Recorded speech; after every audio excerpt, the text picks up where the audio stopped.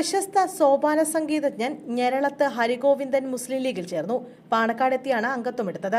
ക്ഷേത്ര ആചാര സംഗീതം മാത്രമായിരുന്ന സോപാന സംഗീതത്തെ ആദ്യമായി ക്ഷേത്രത്തിന് പുറത്തെത്തിച്ച് ജനകീയമാക്കി ഞെരളത്ത് രാമപൊതുവാളിന്റെ മകനാണ് ഞെരളത്ത് ഹരിഗോവിന്ദൻ. ഇന്ത്യക്കകത്തും പുറത്തുമായി ഏകദേശം 5000-ഓളം വേദികളിലൂടെ ഈ സംഗീതത്തിന് ജാതിമത വ്യത്യാസമില്ലാതെ പുതുതലമുറയ്ക്കിടയിൽ താൽപര്യം നിലനിർത്തുന്നതിൽ ഹരിഗോവിന്ദൻ സുപ്രധാന പങ്ക് വഹിച്ചിട്ടുണ്ട്.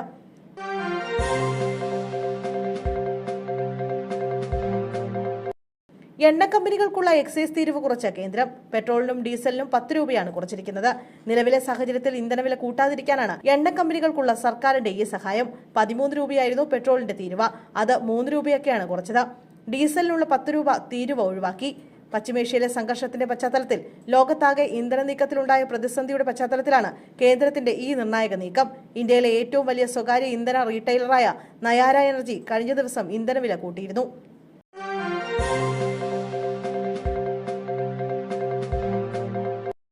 പാലക്കാട് NMR റസാഖ് മോതിരം ചിഹ്നത്തിൽ മത്സരിക്കും. പാലക്കാട് മണ്ഡലത്തിലെ LDF സ്വതന്ത്ര സ്ഥാനാർത്ഥി NMR റസാഖിന്റെ തെരഞ്ഞെടുപ്പ് ചിഹ്നം വീണ്ടും മാറ്റി. കുടം ചിഹ്നം മാറ്റി ഒടുവിൽ മോതിരം അനുവദിച്ചു. സാങ്കേതിക കാരണങ്ങളാലാണ് ചിഹ്നം മാറ്റിയതെന്ന് വരണാധികാരി അറിയിച്ചതെന്ന് NMR റസാഖ് പറഞ്ഞു. 2 തവണയാണ് റസാഖിന്റെ തെരഞ്ഞെടുപ്പ് ചിഹ്നം മാറ്റിയത്. എലത്തൂരിൽ LDF സ്ഥാനാർത്ഥി AK ശശീന്ദ്രന് കാഹളം മുഴക്കുന്ന മനുഷ്യന്റെ ചിഹ്നമാണ് അനുവദിച്ചത്. NCP അജിത് പവാർ വിഭാഗം സ്ഥാനാർത്ഥി PK ശശീന്ദ്രന് ക്ലോക്ക് ചിഹ്നം അനുവദിച്ചു. ഫുട്ബോൾ ചിഹ്നത്തിൽ പ്രചരണം ആരംഭിച്ച KK രമയ്ക്ക് ടെലിവിഷനാണ് തെരഞ്ഞെടുപ്പ് കമ്മീഷൻ അനുവദിച്ചത്.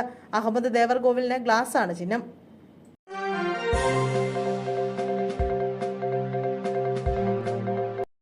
എടയാറിലെ ഓയിൽ കമ്പനിയിൽ തീപിടുത്തം. മരിച്ചത് ബീഹാർ സ്വദേശി. കൊച്ചി എടയാർ വ്യവസായ മേഖലയിലുണ്ടായ തീപിടുത്തത്തിൽ അസ്വാഭാവിക മരണത്തിന് പോലീസ് കേസെടുത്തു. തീപിടുത്തത്തിൽ ഒരാൾ മരിച്ചു. PG ലൂബ്രിക്കൻസ് എന്ന ഓയിൽ കമ്പനിയിലാണ് ഇന്നലെ രാവിലെ തീപിടുത്തമുണ്ടായത്. മറ്റ് ജീവനക്കാർക്ക് പരിക്കേറ്റിട്ടുണ്ട്. ബിനാനിപുരം പോലീസാണ് കേസെടുത്തത്. ഇന്നലെ ഉണ്ടായ തീപിടുത്തത്തിൽ ബീഹാർ സ്വദേശിയായ ശത്രുഘ്നൻ മുഖിയാണ് മരിച്ചത്. തൊഴിലാളിയാണ് മരിച്ചത്. തീപിടുത്തത്തിന്റെ പശ്ചാത്തലത്തിൽ എറണാകുളം ജില്ലാ കളക്ടറുടെ നേതൃത്വത്തിൽ ഇന്ന് യോഗം ചേരുന്നുണ്ട്. ഇന്നലെ രാവിലെ 8:30-ഓടെയാണ് PG ലൂബ്രിക്കൻസ് എന്ന കമ്പനിയിൽ തീപിടുത്തമുണ്ടായത്. കമ്പനിക്കുള്ളിൽ നിന്ന് വലിയ തോതിൽ പുക ഉയരുന്നത് കണ്ടതോടെയാണ് നാട്ടുകാരും മറ്റു തൊഴിലാളികളും വിവരമറിയുന്നത്.